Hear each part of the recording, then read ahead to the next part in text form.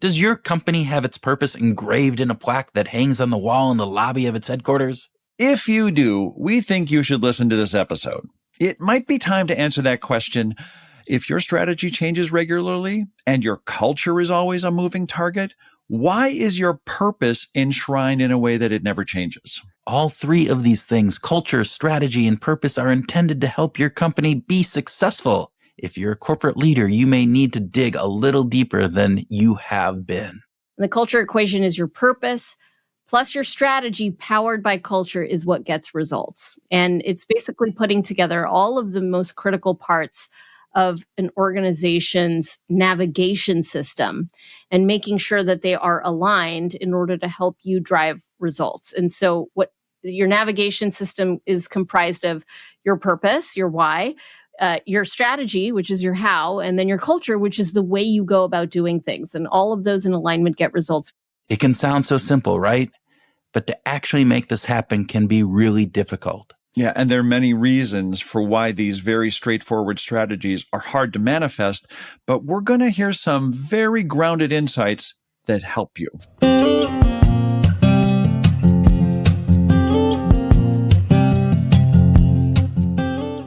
Welcome to Behavioral Grooves, the podcast that explores our human condition. I'm Kurt Nelson. And I'm Tim Houlihan. We talk with researchers and other interesting people to unlock the mysteries of our behavior by using a behavioral science lens.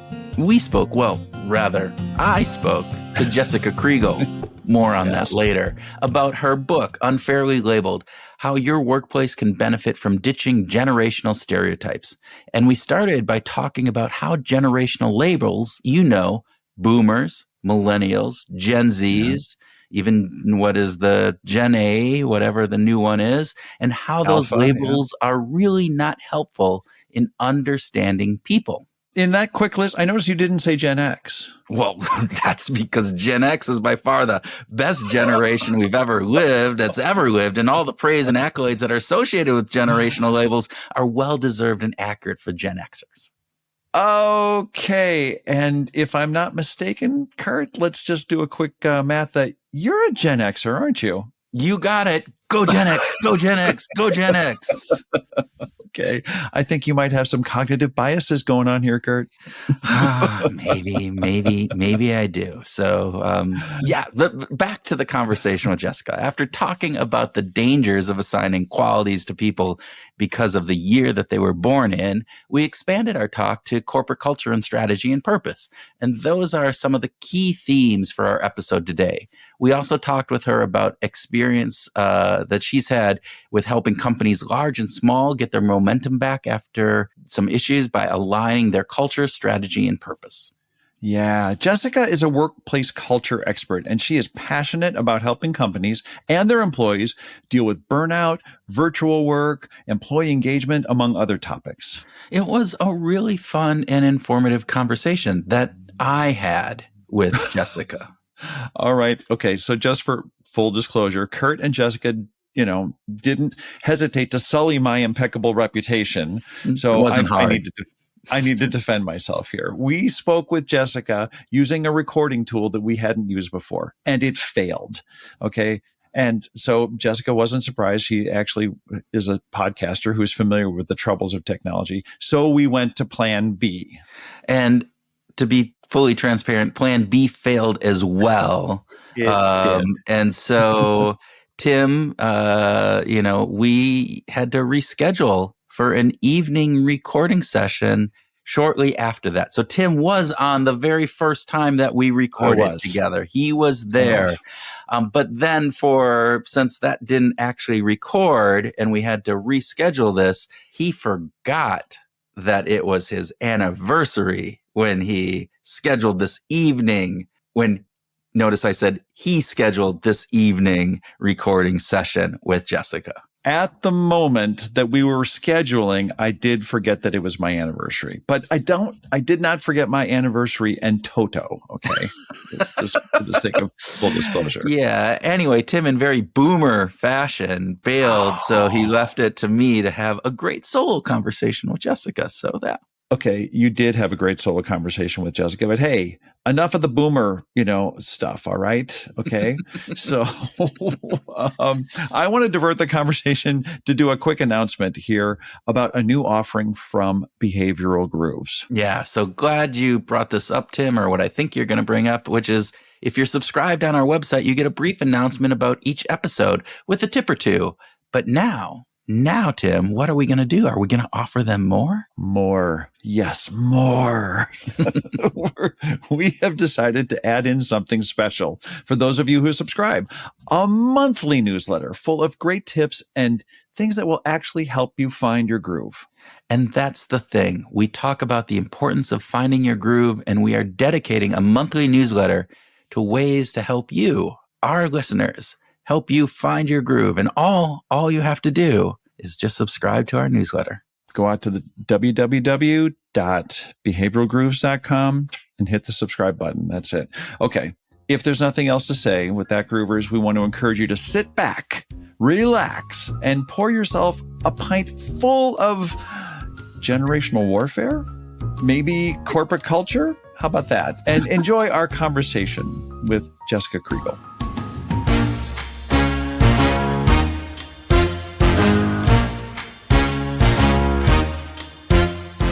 Jessica Kriegel, welcome to Behavioral Grooves. Thanks for having me. Well, we are super happy. Actually, I am super happy to have you. We actually have had this conversation one time before, but the audio got messed up. And so you have been gracious enough to come back and to do a second round with us. And hopefully this round will be even more fun since Tim isn't able to join us this time. So we don't have to deal with him anymore. So that's good. Well, we recorded a while ago, so I don't remember the details of our conversation. Let's assume it's better already. I can already tell. It is definitely better. I mean, we don't have to listen to Tim's whiny voice. So there you go. That's right. Yeah, there we go. Tim, I love you. You know that, everybody. Tim and I love each other. We just give each other a bunch of crap when we have the opportunity to. And since he's not here, I'm doing that right now. But we start with a speed round. So Jessica, here is the first speed round question. Would you prefer to live for a year without your laptop or without your phone? Oh, right. I remember this. Definitely without my phone. I actually am actively looking for ways to get rid of my phone. I remember last time when you said, yeah, if I could just figure out some way to do that, that would be like nirvana for a certain component, right? Oh, yeah. I mean, the phones they fragment my consciousness. It's evil in a little box. I just do not want my phone anymore. Well, I know that we had talked with a gentleman who did not have a phone for a year as part of he did a sabbatical and he was able to get rid of it. That being said, most people can't quite do that yet. But if you find a way, let me know because I would join you in losing my phone for a year. That person did not have little children, and he obviously didn't have a job if he was on sabbatical. So there it is. All right. Second speed round question. Do you prefer Coke or Pepsi? And I guess we might have to add in Dr. Pepper now, since Dr. Pepper overtook Pepsi as the second most consumed soda in the world. So is that true? That's shocking. Yeah. I'm a Coke Zero person. Yes, I usually have a can or two around here, so I will. Coke there Zero, you go. By Coke Zero. Coke. If only we could be sponsored by Coke Zero. Yes, that is Tim and I. Yeah, Tim and I both. It's a pretty amazing thing. We are definitely Coke Zero aficionados on that. So, all right, third speed round question. If you were able to live to the age of 90 and retain either the mind of a 30-year-old or the body of a 30-year-old for the rest of your life, which would you prefer? I definitely don't want the mind of a 30-year-old. My 30-year-old you do remember these questions. That's how you answered last time. So there you go. Yeah. Yeah. No, mind of a 30-year-old is completely insane. I mean, my 30-year-old self was making all sorts of bad decisions. I want body of a 30-year-old all day long. Mind of an older aging person. Wisdom. Yeah, there you go. That's an interesting. I like that. So there you go. All right. Last of our speed round questions. Labels often help us quickly make sense of the world, but in your opinion, are generational labels helpful or hurtful? I remember now that you did this. It's such a great tee up for my book, Unfairly Labeled, which is all about how labels are incredibly hurtful, especially generational labels in the workplace, because they prevent us from seeing who we really are. They prevent us from seeing the true person that we're working with or the consumer that we're selling to or whatever. And so, yes, they are very harmful and not to be trusted. Well, with that, let's dig in because we do want to talk to you about your book, Unfairly Labeled. And we want to kind of peel back some of those layers as you talked about. So, all right, not helpful. Why? What is it about labels that limits what we're doing with that and the power of what we can do? Well, let me tell you a portion of my lecture that will help highlight how useless they are. You start talking about generational dynamics by highlighting what are the different generations. So we have Gen Z, we have millennials, we have Gen Xers and baby boomers and traditionalists or the silent generation. The next generation is going to be Generation Alpha, theoretically. And so most lectures would then go on to tell you about what makes each of those generations unique. And if I were to ask you, what is it that you know about the baby boom generation? What is it that you know about millennials? When I do this in a lecture format, I have people raise their hand and they often will share beliefs that they have. Well, millennials are tech savvy and baby boomers are not. And millennials are not loyal to their employers, but baby boomers are. And all of these common stereotypes that are widely known in pop culture about each generation. And the reality is we have just engaged in ageism, which is hiding in a socially acceptable generational label.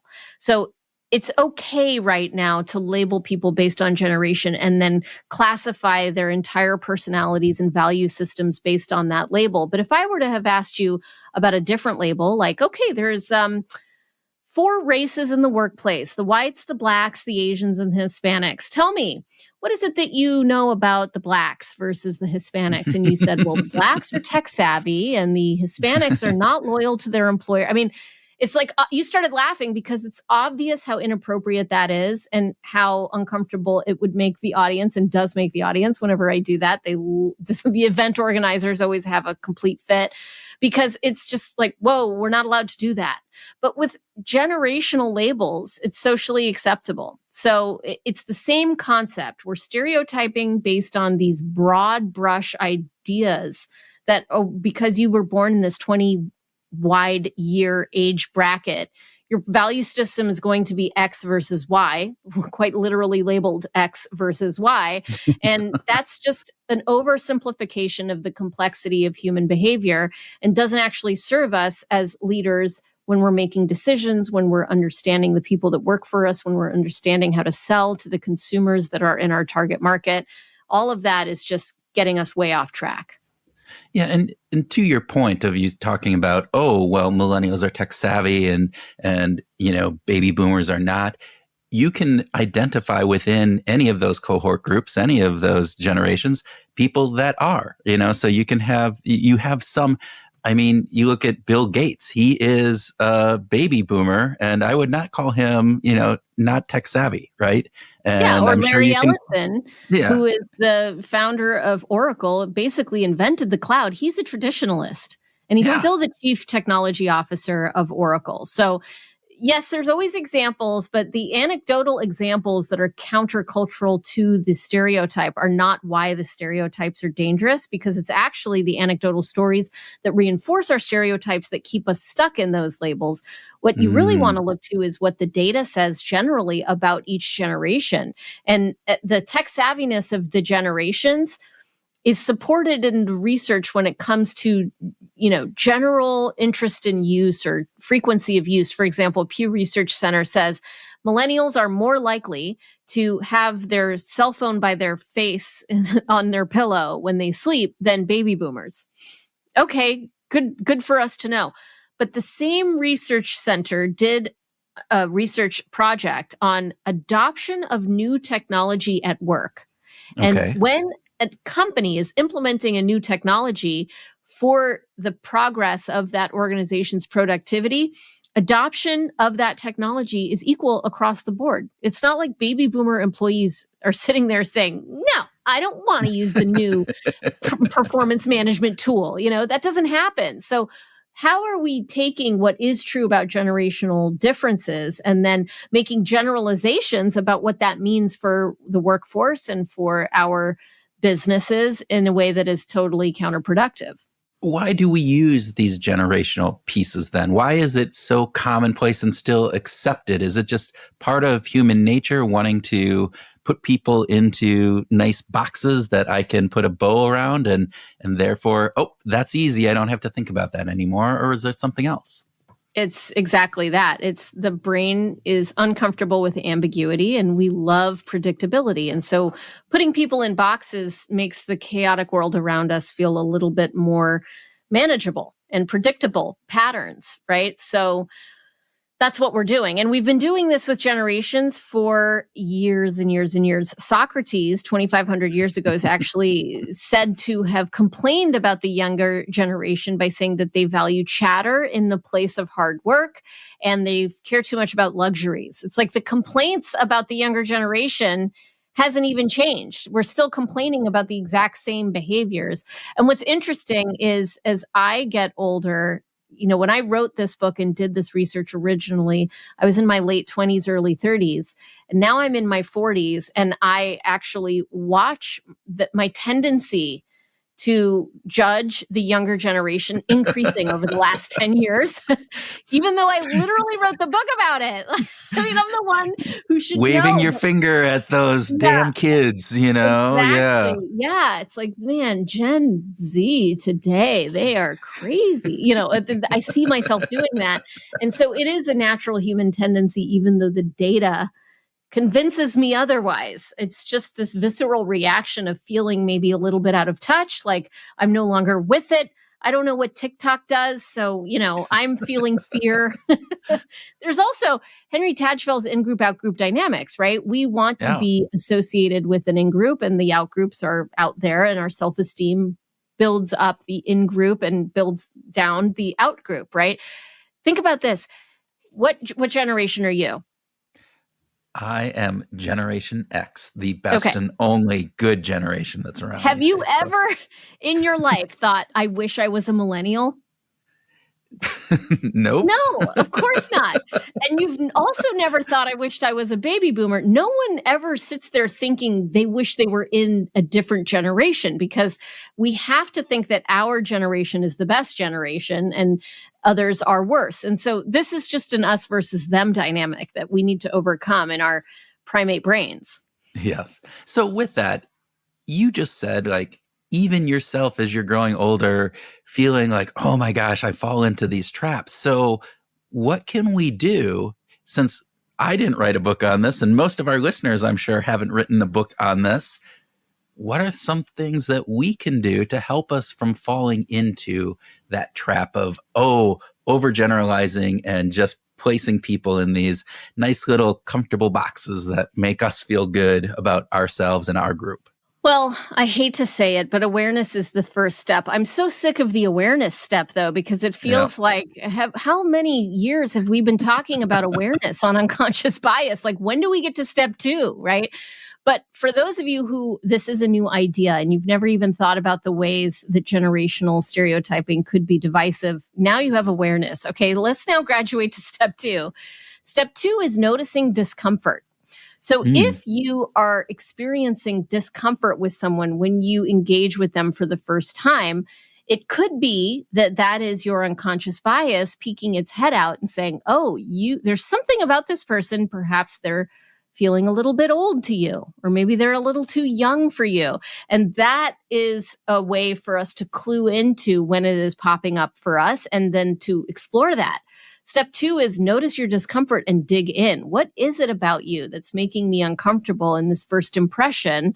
Maybe it's the way that your hair looks, or maybe you look like an uncle I didn't like, or maybe you just seem a little bit old and out of touch. And that's when you now realize you have unconscious bias about that thing. And then the third step is action. I mean, stop talking about generational differences. That's just the entire concept is keeping us separate is not useful and is more often than not a hindrance to our progress in building the kind of cultures that we want to create. So never say the word millennial again or Gen Z, or just stop. That would be huge progress. There you go. That I think is a very interesting piece. However, we're dealing with people who are in like organizations, even inside of marketing, who are using these labels and these generational pieces to not only like identify and create policies for the workplace, but marketing. There's even advertising and saying, oh, we're targeting a certain generational type on this. Why is it if again we think about organizations and we think about those as being, we're going to try to be more rational in our work here in various different pieces, that doesn't seem to be happening, at least in my opinion, and in the companies that I end up working with. I see this quite often, that there are these, again, oh, we're going to do this because we have a vast majority now of millennials in our sales force. So we need to reward them differently because they like different rewards than, Gen Xers and baby boomers. So how come that is still happening? Is it still just part of that overall component, or are they just missing the real research on this?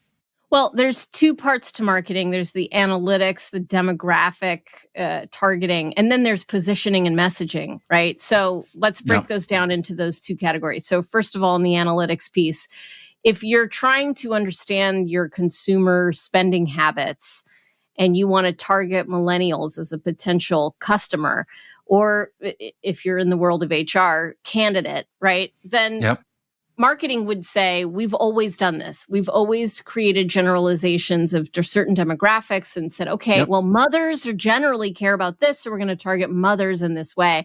And we know it's not 100% accurate, but we're directionally correct, and it's going to help us achieve our goals.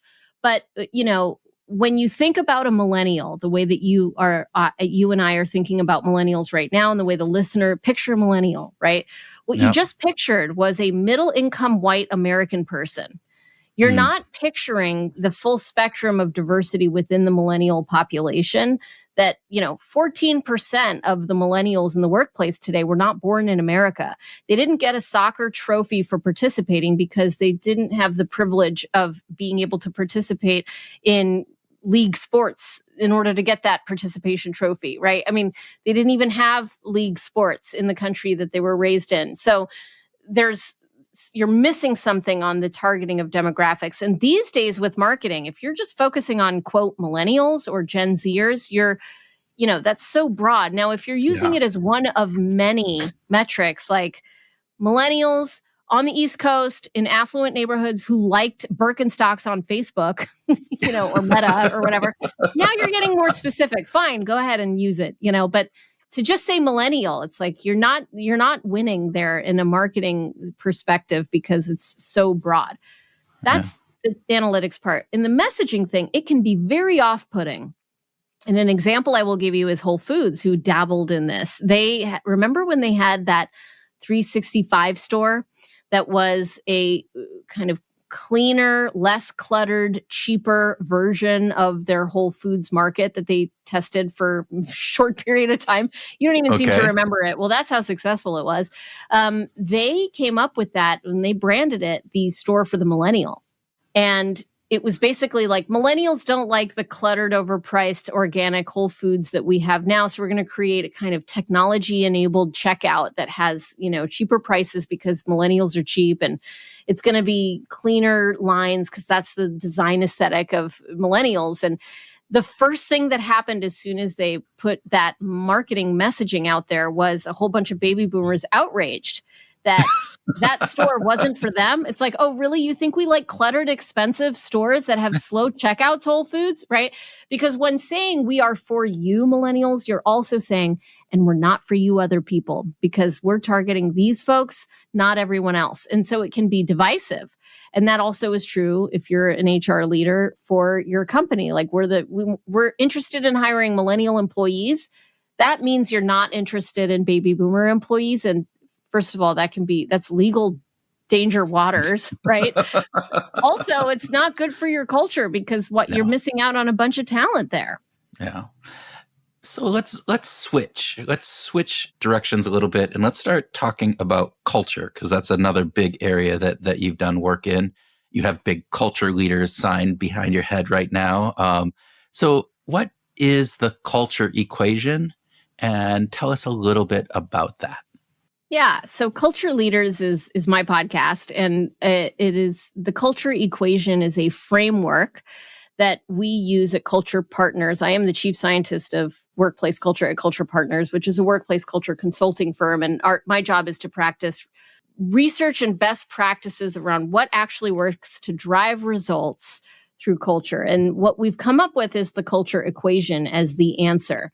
And the culture equation is your purpose plus your strategy powered by culture is what gets results. And it's basically putting together all of the most critical parts of an organization's navigation system and making sure that they are aligned in order to help you drive results. And so what your navigation system is comprised of your purpose, your why, your strategy, which is your how, and then your culture, which is the way you go about doing things. And all of those in alignment get results. We did research with Stanford last year where we looked at deep dive at 243 companies to understand like which companies are winning, which ones aren't, how do you differentiate the difference between the two? And what we found was most companies have disconnected culture equations. They have a purpose that was written 30 years ago by the founder, and it's on a plaque on the wall.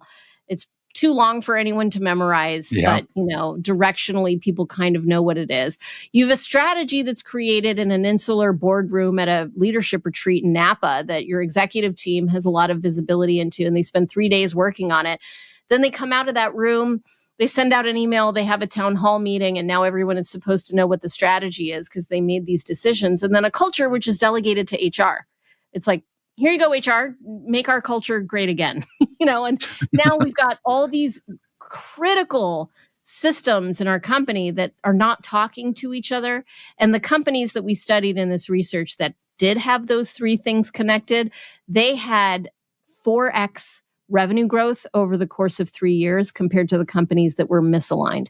So that's the culture equation, is getting alignment of those key components of your organization's systems so that you can really drive results. And so when you say alignment around that, and you're talking about strategy, you're talking about purpose, and then you're talking about the culture component within that, it sounds like that is at a pretty senior level within the organization. Is that driven by senior leadership, or is it something that can be built up from the ground up? It is something that needs to be led by the leaders, but owned by every person in the organization. And there's usually misalignment even at the leadership level at organizations. So getting alignment on those things is a leadership choice. It's a leadership responsibility. But then if your leaders are aligned and you just think it's going to, quote, trickle down, it's not. So you have to scale and operationalize culture in order for it to really be effective. Most companies are pretty good at memorializing culture.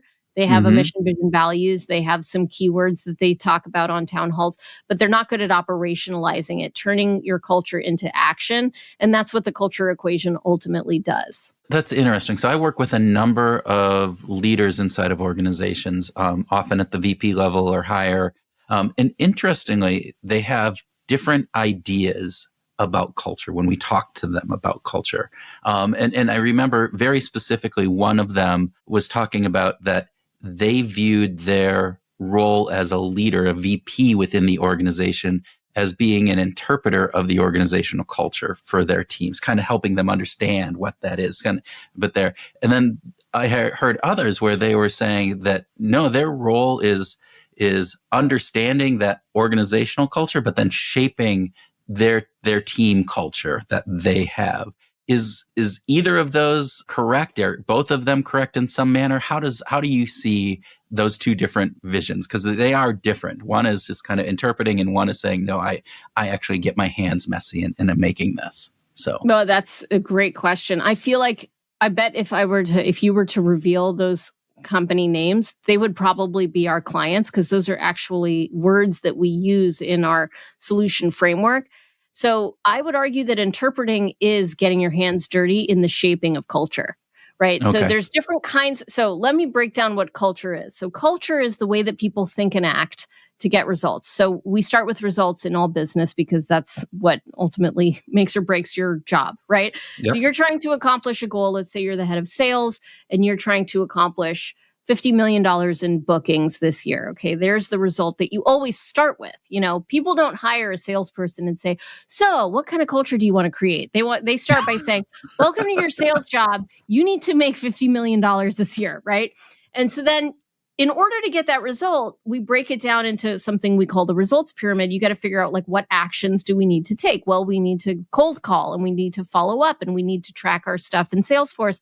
We need to close the deal. We need to negotiate. But that action focus is where most leaders stop. And that's actually something we call the action trap, because you get stuck in this loop of activity, result. And did you get the result? Not yet. Well, then let's go back to the activity. Well, how many cold calls did you make? And did you track the cold calls? And can we get AI to interpret the effectiveness of your cold calls? And then, it's just like activity burnout, which is actually what leads to both employee burnout and manager burnout, because the manager is having to constantly hammer home activities with their employee. Nobody's winning in that, right? Right. So you have to get at the culture part of it, which is the way that people think and act to get results. So what are you doing about how people think at work to take the right action to get the right results? And what drives our actions is our beliefs. The belief that I believe in this product. And when I call this person, I'm not going to be annoying them with the sales call. I'm offering them a solution to a problem that they have, and they will see me as a savior, not a gnat, right? Which is a belief about what you're selling that will inform your activity ultimately, right? And that will get the company a result. So where leaders need to play is at that belief level, not about what activities are you doing, but what do you believe? And if I can shape what you believe about the team, about the product, about the nature of the work that we're doing, about your value here, about our purpose, about the strategy that we've chosen, then I can get you to proactively take the actions that maybe beyond my wildest imagination are going to get the results that we need to achieve.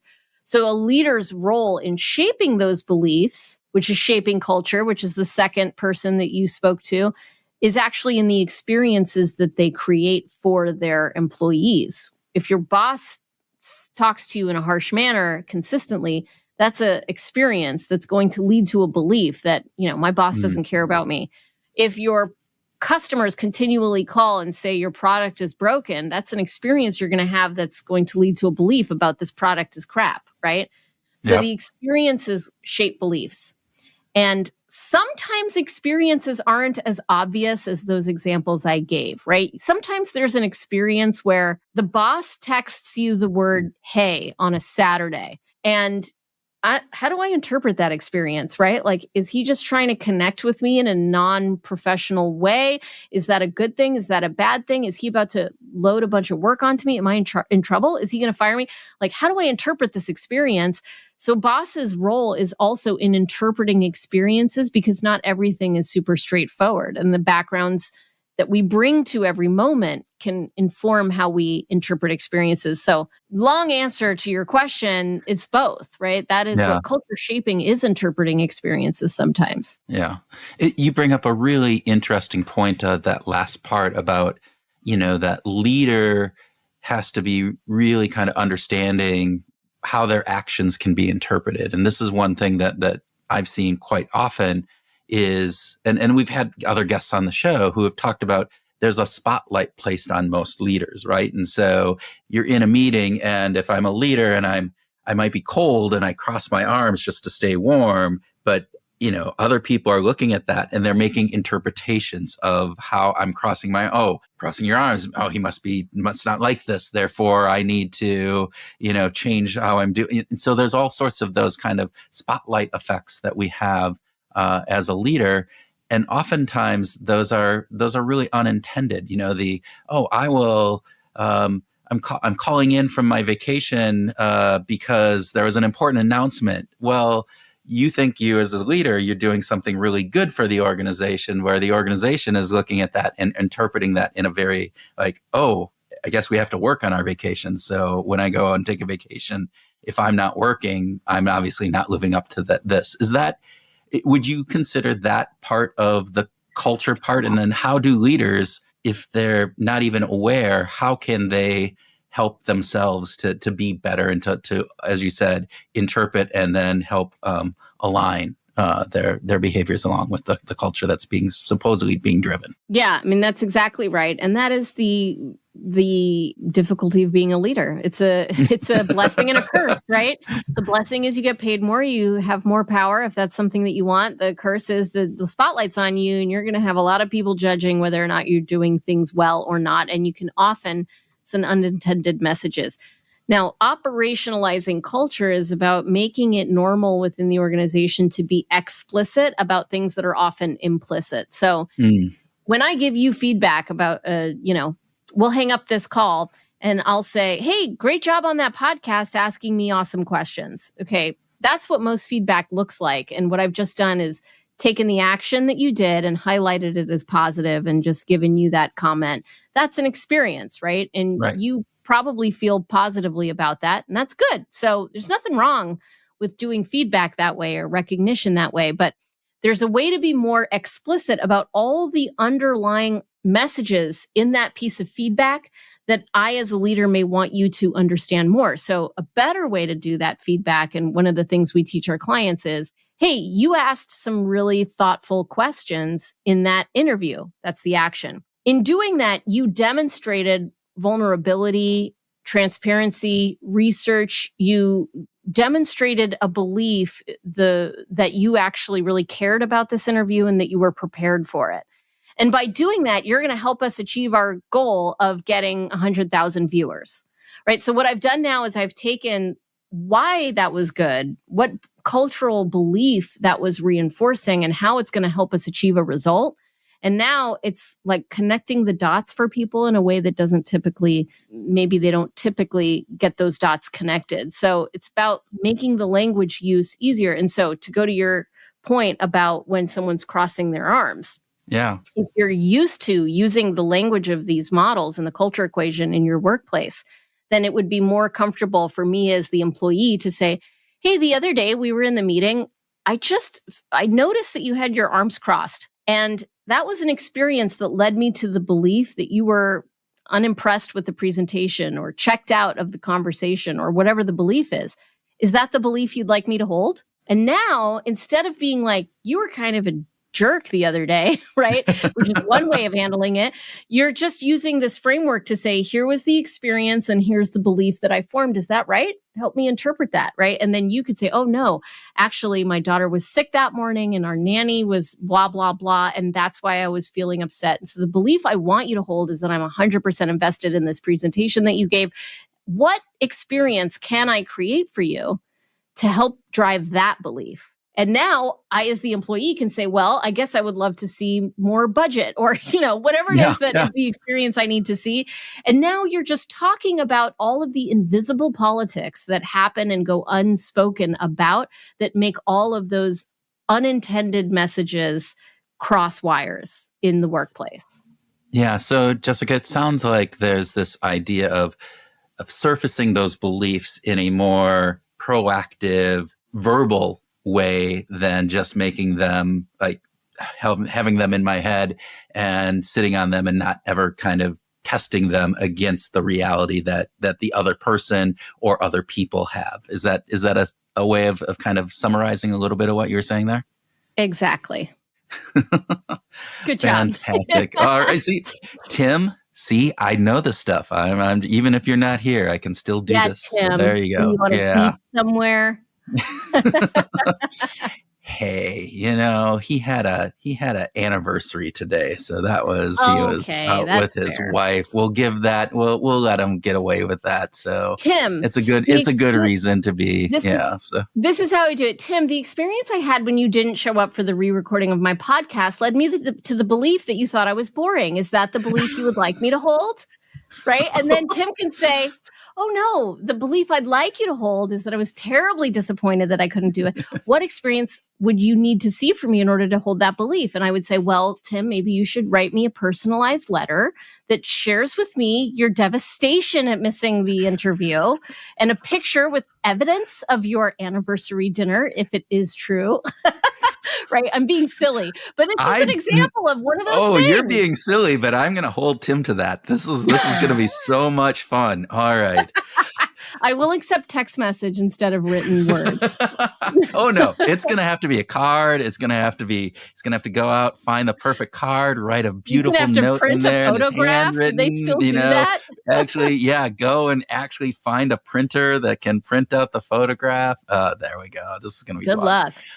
All right. So, Jessica, I would be remiss, and then Tim could berate me if I didn't ask you some musical questions, because this is usually Tim's part of the show. But he always comes in and asks a musical question of our guests. And so the question that he often asks is, if you were stranded, or maybe you chose to be on a desert island for a year without a phone, right? Because that's the way you get out of your phone. But you do have a stereo there, and you have access to the catalog of 2 artists, their entire musical catalog. Who would the 2 artists that you would want to have with you for that year on your desert island, who would they be? I do recall this question. One of them is Atmosphere, who is a Minneapolis artist. Yes. Right? And we got to connect on this. And you actually know Atmosphere, Slug.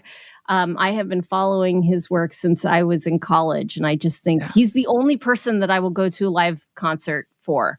I think live concerts are bizarre. I don't enjoy them, but I will go if it's Slug and Atmosphere. So that is one of my, I just think his beats are incredible and the lyrics are remarkable. And then the second is the Beatles, because you're going to need some love in the air if you're on a deserted island. Well, and the Beatles have from the early Beatles all the way up until the later Beatles. You can get a big range of different emotions and different vibes. You get 8 days a week to Nowhere Man to all sorts of different things on that. So yeah, I love those 2. They're nice contrast, and yet they still bring a whole bunch of really good stuff there. So, well, Jessica, thank you. I want to, again, I will apologize for Tim not being here. And thank you very, very much to taking 2 times to talk with us.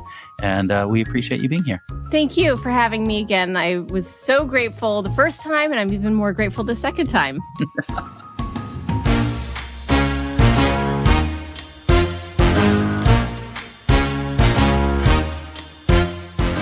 Welcome to our grooving session, where Tim and I share ideas on what we learned from my discussion with Jessica, have a free-flowing conversation, and groove on whatever else comes into our culturally purpose-driven and whatever else decrepit brains, because that's where we are. Strategic. How about that? How about strategy? Well, lack of strategic brains for you and me. Yeah. Okay, but we're not going to be self-deprecating. Oh, that's right. We learned that. We learned that from Allison. Conversation. Yeah, from Allison. Okay. Or we got to be purposeful about our self-deprecation. So I'm purposely self-deprecating around this in order to show how real we are in the real world that we are living in, and how people would like to just have a beer with us, right?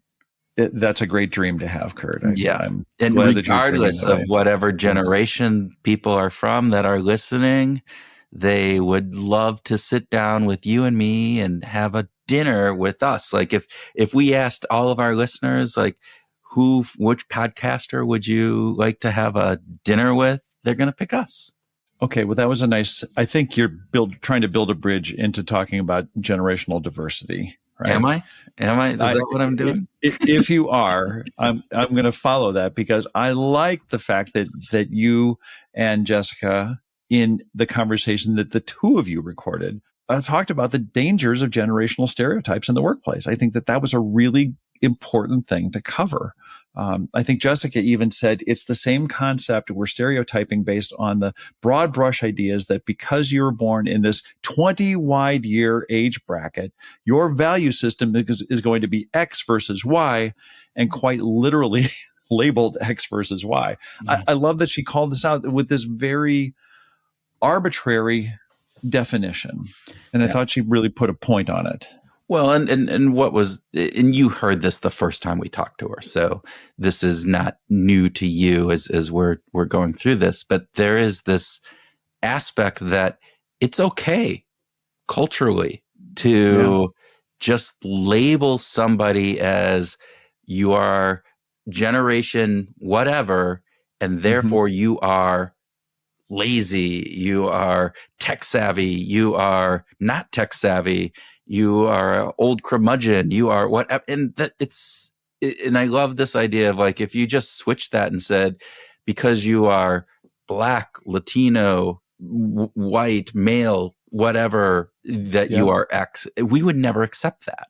And this idea that it is acceptable and that needs to change, because we are human beings with a breadth of experiences and personalities and various different things. And we've lived through a same time period and we might be in the same cohort as far as our age goes. But you know what? Yeah.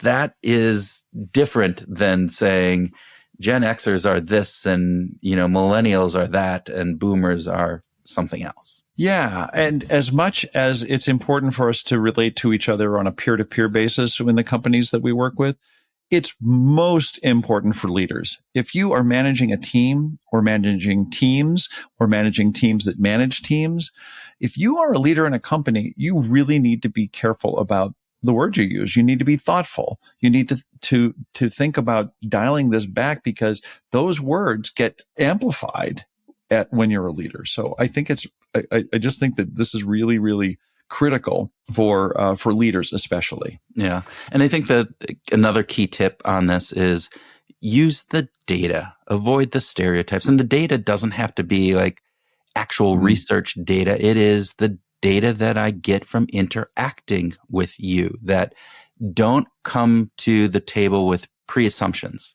these ideas about you because you are in whatever generation we so-called label. Because again, generations are arbitrary. I mean, we can look at this and just say, well, why is it 1965 to 1985 for Generation X? Why couldn't it be 1960 to 1972, in June? And then in July, it switches over to, millennials. It's all of these things. Anyway, it's a very blunt instrument. That's part of the problem, I think. That's a great way of stating it. It is a blunt instrument that has some face value because there are certain things in our cohort age, everything that we all kind of transfer through. I mean, I love the idea that Cicero or whoever, Socrates, talked about, how the youth of the world 2,000 years ago are lazy and, are going to destroy the society. And it's always the same. And so that's why I think that this actually gets traction, though, because there is that element where there is some truth, right? But it is a blunt tool, as you so adequately said. Didn't Socrates blame the troubles of youth by those kids spending too much time on their tablets? Boom, boom, shake. All right. What else, Mr. Houlihan?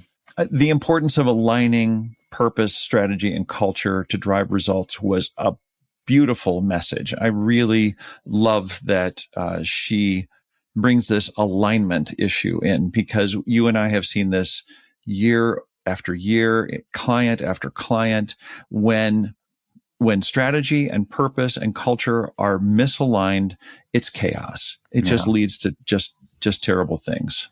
Yeah. So the culture equation that she talks about, this idea that, your purpose plus your strategy powered by culture is what gets results. And I think that is so on mark. Well, and we've talked about this with Huggy Rao in, I think that was episode 387 from December 2023, and Sandra Sucher from December of 2021, we've talked about this idea of it's so important to be clear, to be intentional. If your culture and your strategy and your purpose should be aligned, and just be clear. This is what the company stands for. This is how we do it. This is why we're doing it. And this is what we're doing. And let the employees decide whether or not they want to stay there. When there's chaos, then you've got an employee going, well, I like the pay, but I don't really like the way my boss treats me on this. But I think the company does good work, but the processes are crap. And it's like, that chaos is so unnecessary and leads to such lack of productivity that when you get those things aligned, it just streamlines the whole experience. It feels like it is so hard for companies to be self-aware about this. We always want to be everything to everyone, be the best of, when in fact you don't. Take out who you are as a company. What is your strategy? It is a low cost thing. So we're not going to be paying the highest, right? We're going to be the best, but it's going to require you to work long hours and you are going to be on call. Okay. Own that. Be self-aware about that. Yeah. Right. And, we talked about, you wrote the wonderful thing about the purpose plaque at the beginning of this episode. Take that damn purpose plaque off the wall, smash it, and make it come alive. Right. Right.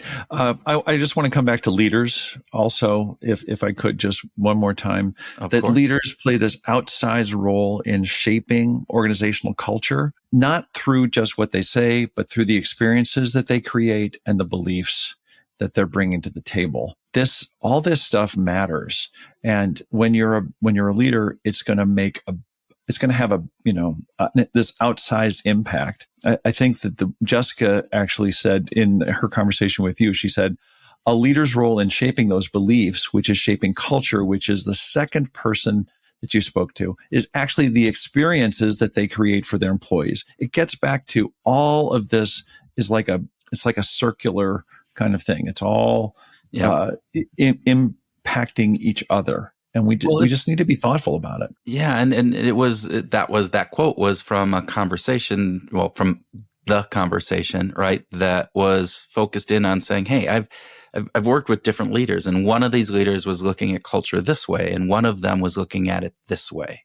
And it was really interesting because that second person actually had originally felt like, oh no, this is about interpreting the culture, then realized through some of the work that we did that I actually have power to shape this culture, that it is these experiences that we are creating within this group drive how people show up, and it drives their behaviors, and it drives how they talk and think about the organization as a whole, but in particular, our division within this organization. And I think that was really cool. And one of the pieces of that is this idea that we all need to express ourselves, right? Coming back to the search for significance, this striving for significance, as Arlie Kruglansky talks about, episode 372, way back from September of 2023, a year ago, that we talked with Ari. And I think that's really important. Yeah. It is. And just thinking of past episodes and thinking about leaders having this outsized voice, this oversized voice, Cecil Pierre talked about that in episode 281, and that was from March 2022.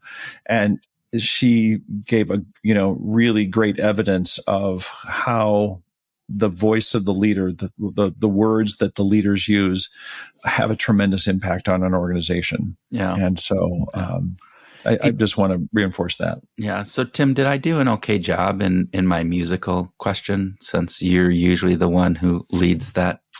I think you kind of nailed it, actually. Because it's exactly the question that you always ask. So. Okay. But, yes. And, she brought up atmosphere and slug, which she actually, in our first conversation that we recorded that was scrapped because the audio was unusable, she brought up atmosphere again. And I have a little personal story actually about that. Let's hear.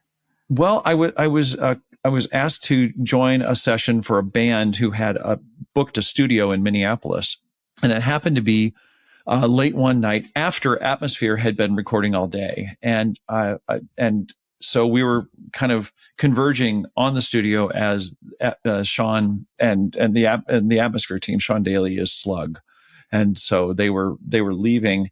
And so I ran into, Sean and a couple folks, and they were really just nice people. And they were like, just cool musicians. And I remember the room being so interesting because most studios are wood and there's oftentimes, maybe some carpet or some things to diffuse sound. This was a studio that had tile on the walls to make it particularly reverb heavy.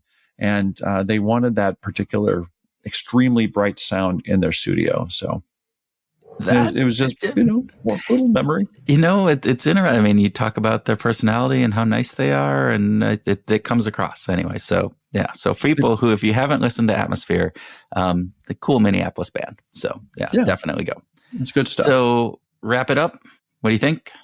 Yeah, definitely. I think we can. And if you're a listener, I just want to encourage you to be thoughtful about the words that you choose when you're talking to your teammates, or the words that you choose if you're going to leave us a short review. So. Yeah. And even if you don't have words to use, you can just give us a quick rating. Even better. Yeah. 5-star reviews count and speak volumes, don't they? Yeah. I think that the 5-star review is a big, big message. So it can have an outsized effect. And let me just say this, there's nothing generational about reviews. So, okay, Tim, we'd like to thank you for sitting in with us for yet another episode, and hope that you can take some of Jessica's cool comments and use them this week as you go out and find your groove.